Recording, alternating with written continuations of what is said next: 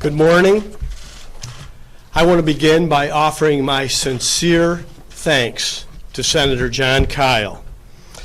When we stood here just a few months ago, it was at a very challenging time for both Arizona and our country. Congress had a full workload to get through, and Arizona was just coming off a very difficult week following the death of Senator John McCain. Arizona needed someone who could hit the ground running and represent our state with experience and confidence. And that's exactly what Jon Kyl did. Over the last few months, Senator Kyl has served with the same integrity and statesmanship that marked his 26 years in Congress. He didn't have to return to the United States Senate, but he did. And I remain deeply grateful to him and Carol for answering the call to serve once again when Arizona needed them most. And there's a reason he isn't here today. He didn't want to miss a vote. And that's illustrative of how seriously Jon Kyl takes the job of United States Senator. When I appointed Senator Kyl, he committed to serving through the end of this year. It was my hope he'd serve longer, but I knew he might decide otherwise. As you all know, last week he informed me he'll be stepping down on December 31st. I gave careful consideration when deciding who should represent our state moving forward. The need for effective leadership is just as great today as it was then. And once again, the question is the same. Who is the best person available to represent the state of Arizona? Arizona needs someone who understands the critical issues, who can get to work on day one, and who embodies a spirit of service, of putting the people we represent above all else. Martha McSally possesses these qualities. Colonel McSally's service to this country is one for the history books. 26 years in the United States Air Force. She served 6 tours to the Middle East and Afghanistan and was selected to stand up Africa Command.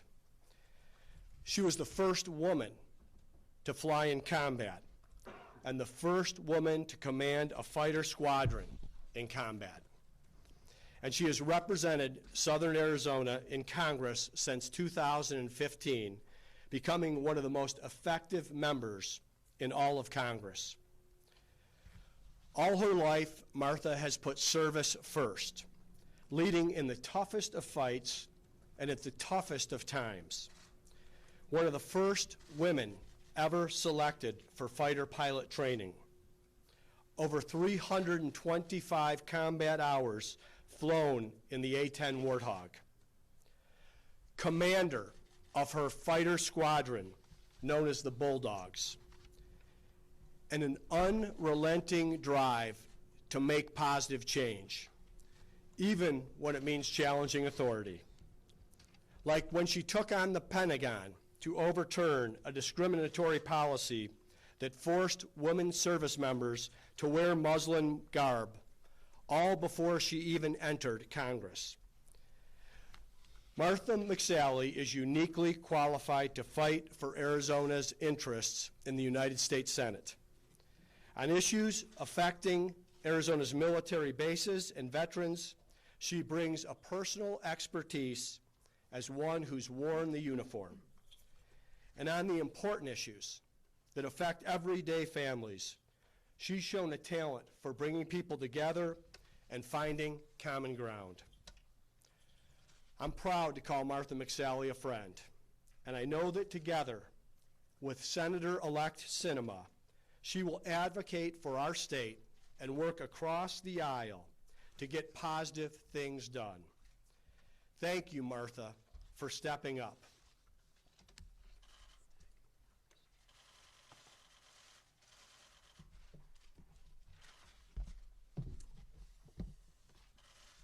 Well, thank you, Governor Ducey. I'm really humbled by the confidence that you've placed in me, and I'm honored by this appointment. Over the last year, I've traveled over this great state, and I've met with countless Arizonans, and I've heard from them. I've done a lot of listening, and I've learned a lot. I've heard about the very serious issues that Arizonans all over our state face, as well as the hope they have for our future. Hope for a brighter tomorrow. Hope that the American dream is every bit as good for their kids and their grandkids. When I ran for the Senate, it was with a full understanding of the monumental responsibility that comes with that office, as one of only 100 senators in the country and only 2 from Arizona. And it's with that same appreciation for this office that I humbly stand before you today. I take seriously the call to service. The oath that members of Congress swear, that I will swear in the future again, is the same oath that I took as an Air Force officer, same exact words. And it's one that I never take lightly. As I now deploy to the Senate, I pledge to devote all my energies to ensuring that all Arizonans have a voice. I also look forward to working with Kyrsten Sinema in the Senate, just like we did in the House. There's a lot of common ground between us, and I'm ready to hit it running. Arizona's 2 senators have always worked together for decades. That's our tradition and how we're most effective, and that's how I plan to serve. This is the model that Senator Kyl served with that I witnessed firsthand as his legislative fellow 19 years ago. And I'm honored to have the opportunity to serve in the seat of someone who served our state for decades, someone who I have immense respect for, John McCain.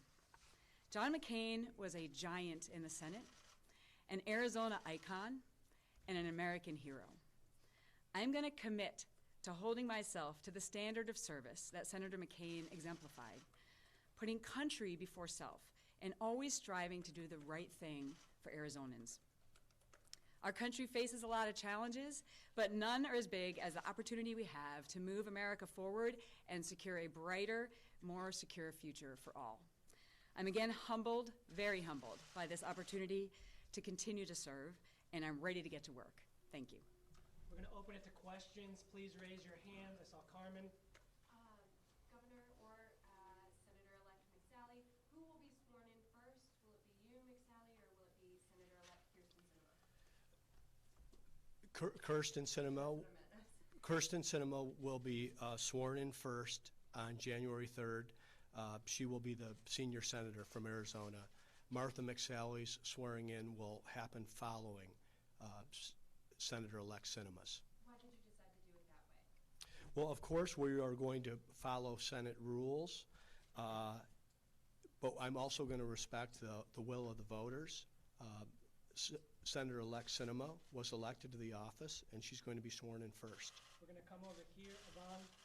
Congresswoman McSally, can you talk a little bit about how you intend on mending this relationship with Kyrsten Sinema and working together, and on issues that you do maybe see where you can cooperate and really get things done Right. for Arizona? Well, just like when we worked together in the House, Yvonne. I mean, we had a very spirited campaign, but it's over. I congratulated her on the phone the night I conceded and in person on the floor. And I look forward to working with her in the future because this is what it's all about. It's for service for Arizona. It's about doing what's best for Arizona. And so I think we can find that common ground and work together. I look forward to it. Howie. Well, let me go along the same lines. I was there for the debate where you essentially accused Ms. Sinema of treason or treasonous acts.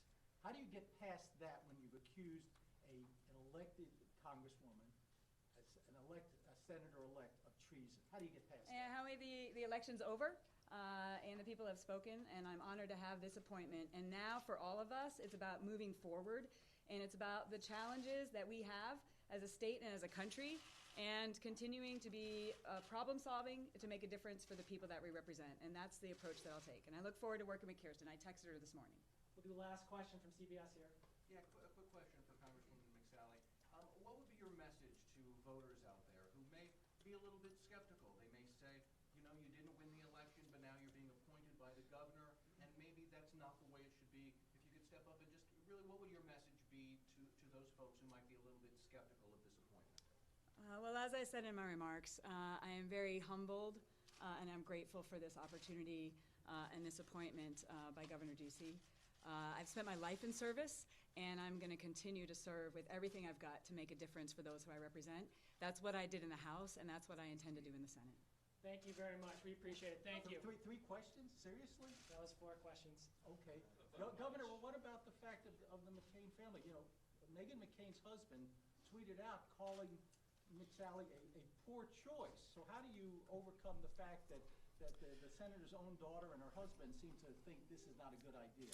I think you all know the regard that I hold Senator John McCain in and his legacy as a Arizona treasure, an American icon, and a hero to our country. I have the same feelings about Cindy and the entire McCain family, for that matter. I was happy that Martha and Cindy were able to get together and visit earlier this week and clear the air. And now it's time to get to work. Thank you. When you make the criticism that voters made their choice and it shows with someone else that the voters have not already rejected. The voters did make their choice. And I believe that the voters had 2 excellent choices in this past election. Martha McSally received over 1 million votes to the United States Senate. And now she will be serving alongside senior Senator Kyrsten Sinema. Thank you all. Thank you very much. There's speculation that D.C. had a big influence on this decision. Who had your ear in this matter? You know, I've read many of those stories with great interest, but there was one source and one name missing, and that was mine. I think the fact that I'm standing here and now with Martha McSally at my side, making the appointment to the United States Senate, says everything that needs to be said. Thank you all very much. Thank you.